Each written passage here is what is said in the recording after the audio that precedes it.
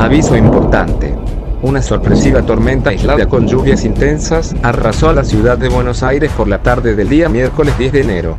Se registraron tormentas aisladas, fuerte actividad eléctrica, lluvias intensas, ráfagas y ocasional caída de granizo en Buenos Aires y alrededores.